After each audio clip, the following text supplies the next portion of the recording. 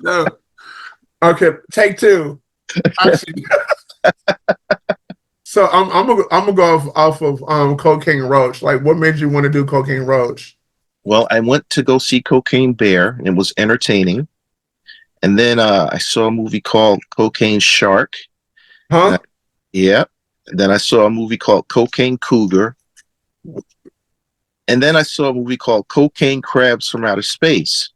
I've never heard of none of these movies. And I talked to one of the distributors. He said, "Yeah, you can laugh all you want at how cheesy and cheap it was, but I made $500,000 selling the movie in a week." Wow. So I was like, "Oh, okay."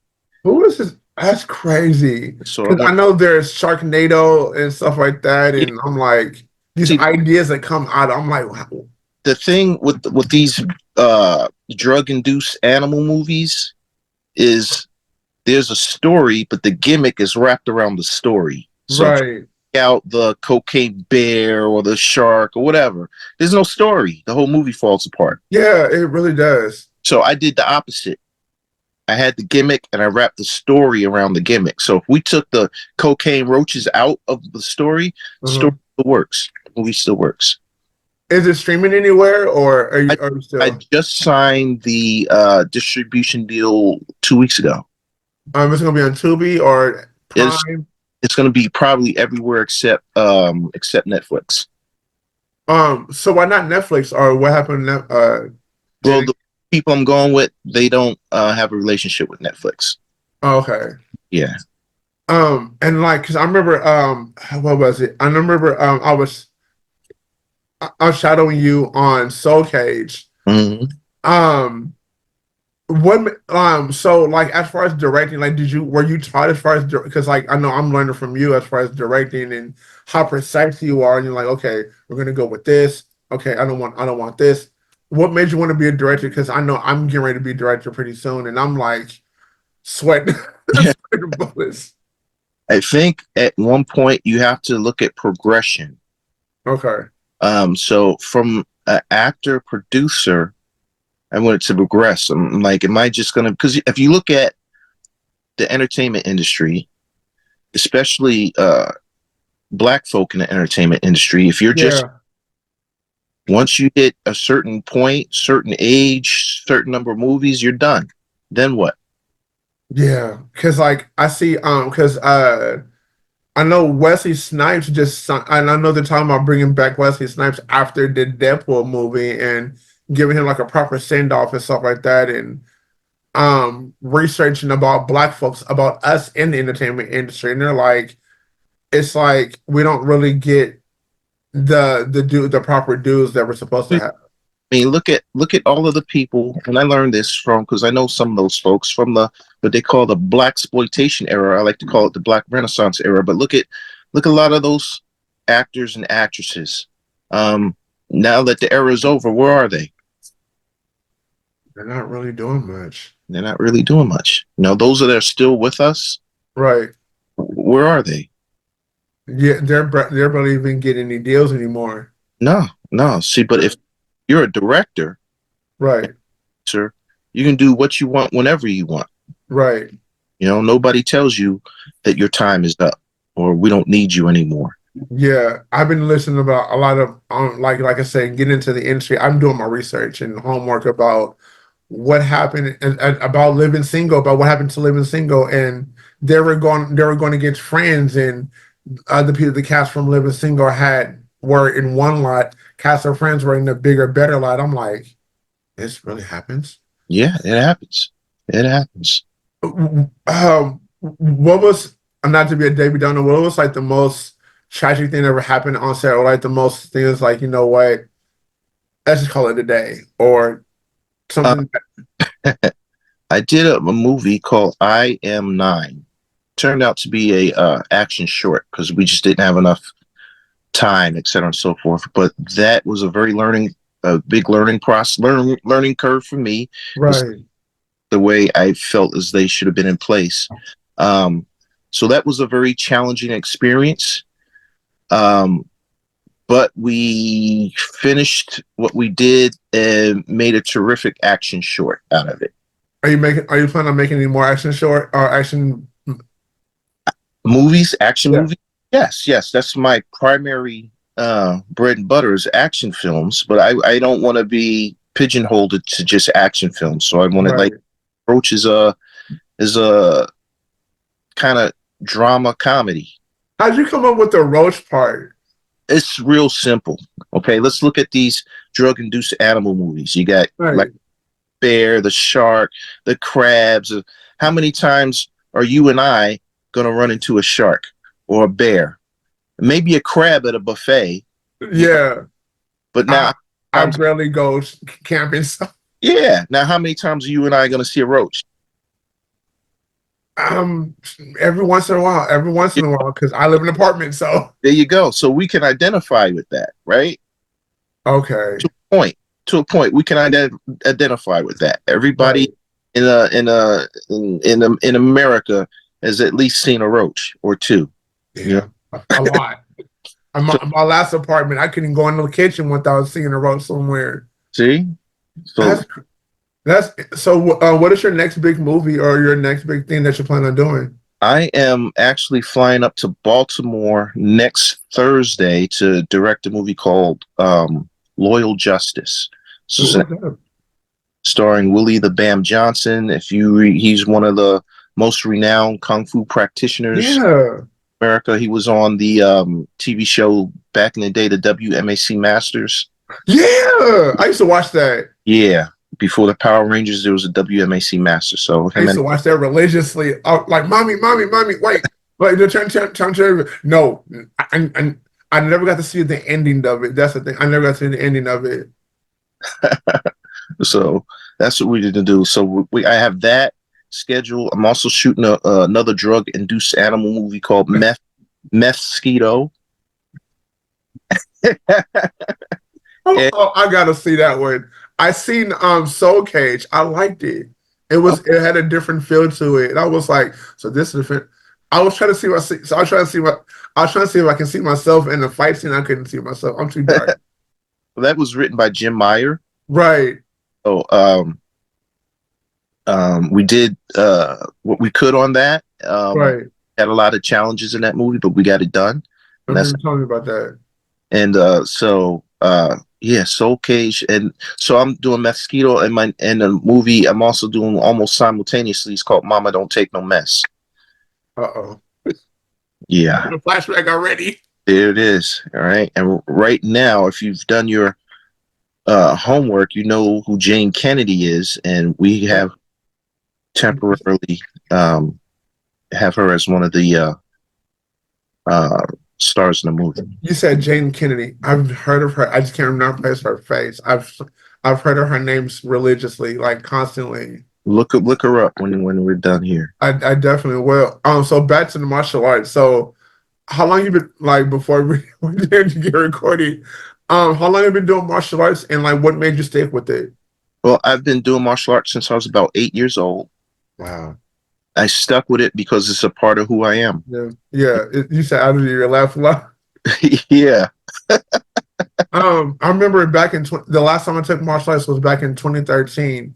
I Mm-hmm. knew at least the Taekwondo Shodan, Mm-hmm. and then the Heian Neidan, and then I knew at least 4 or 5 katas that came from that.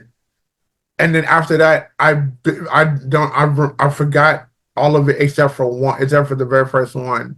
It's the I formation. Um it's the what is it? The Taekwondo Shodan, the I formation.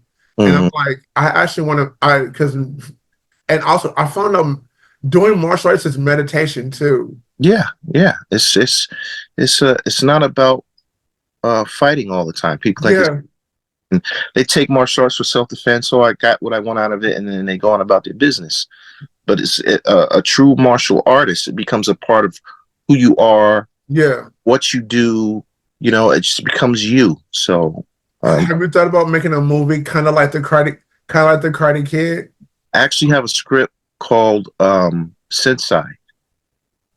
Is it fiction or nonfiction? It's it's uh it's it's a blend of both. Right, And I don't want to give the movie away, of but course.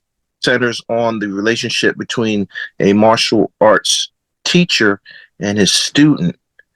Unlike the Karate Kid, his student goes to the other side. Oh wow. So basically he went to the dark side. Yeah. Um I think I asked you this before, but remind me again. So what challenge? So as a filmmaker, what challenges do you face on a regular basis? All right, The, what kind of challenges? on indie film, as an indie filmmaker, the biggest challenge we all face is funding. Yeah, money, funding. Yeah. So outside of that, I don't think that I face many challenges that we can't handle. Even Right, funding part. I mean, look at the movies that we've done. We come out our own pockets to make these films and right. have notable actors in them. We have notable places and backgrounds, you know. Um, so it doesn't look like our films are made in someone's backyard. Yeah, and I saw that you knew what the guy from Taibo. Like you're friends with like a lot of people, or you know a lot of people. Yeah, yeah. I know a lot of people. I know a lot. The martial arts has afforded me that. What is that? I forget the guy's name. The guy who does Taibo. Billy Yeah, Billy Blanks. Is he still acting, or is he still doing? What is he doing? If still acting. He's teaching, and he's acting. He was just did some movie called oh, what was the name? The Kumite, I think it was called. nice. What Yeah. is it streaming or? Is it streaming now? I think it is somewhere. Yeah, because and then I saw on your Facebook that you have like a lot of awards from like different events and stuff like that you've done.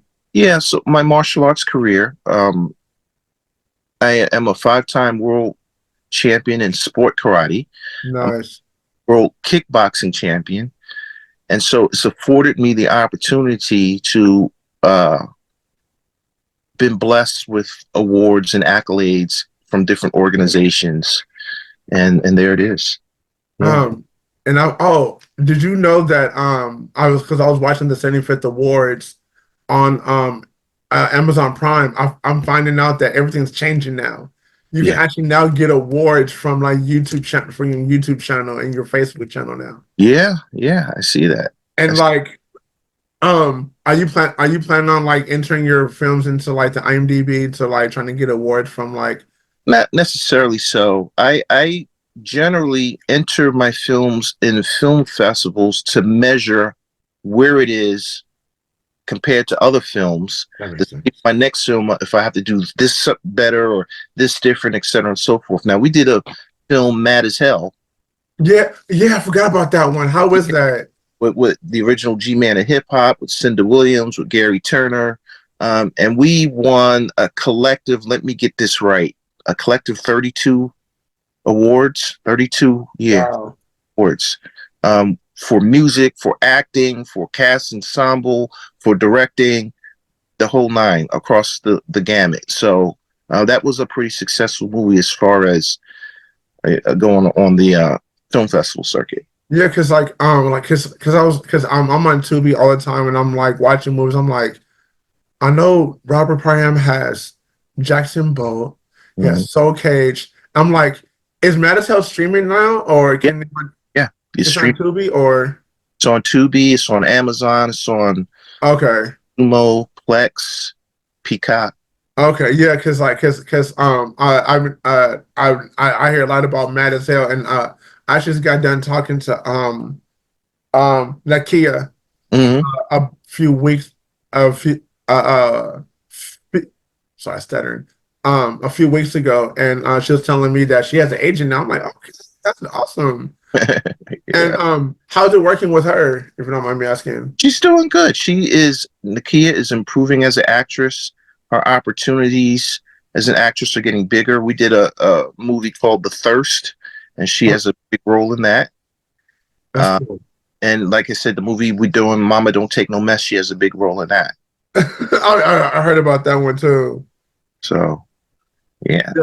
Um, I actually love being on Soul Cage. It's especially that fight scene that we that big brawl. The big brawl at the bar. Yeah, how did you come up? Like, how did you guys come up with that scene, like the big brawl scene, and how did you learn how to like delegate all of that? Well, Jim came up with the idea of having a big brawl scene, so I just took a step back and looked at what we had, what we can use, you know, as props, and the people that are there, and just put something together real quick. Now, I had my friend from New Jersey, Franklin Correa, who is an award-winning director, actor, and stunt coordinator. He was there on set, so he helped me with a lot of stuff as well. That's so. Are you talking about New Jersey a lot? Are you from New Jersey? You're from New Jersey, right? I was originally born in Staten Island, New York, but I grew up in Hillside, New Jersey. Okay. Yeah. How long have you lived in New Jersey? When, like, or like, when did you leave? I left New Jersey when I was 18, 19 years old to join the Air Force. Oh, how was the Air Force? It was after you learn to play the game. Oh, wow. You have to do that, huh? You have to bite the bullet, huh? Yeah. You have to learn. You got to learn. It's all about discipline. So you have to learn how to discipline yourself um, and what to do, what not to do. So, yeah, I think that's life that's life Like, that's life in general. No, I just want but I just want to say like it's been an honor and pleasure like being able to ask you questions and like being to interview you, like see people who you are, and like I definitely hope to like to work with you again, bro. anytime, man. Anytime. Um, but I just want to say, I appreciate it. So you're watching Mr. Robert Parham, actor, writer, producer, director, martial artist. I'm probably forgetting some other things, but world renowned everything. You're watching. My name is Quentin Harris. You're watching Access Entertainment. I just want to thank you very much. Thank you for having me, Quinn. I appreciate it. All right, brother.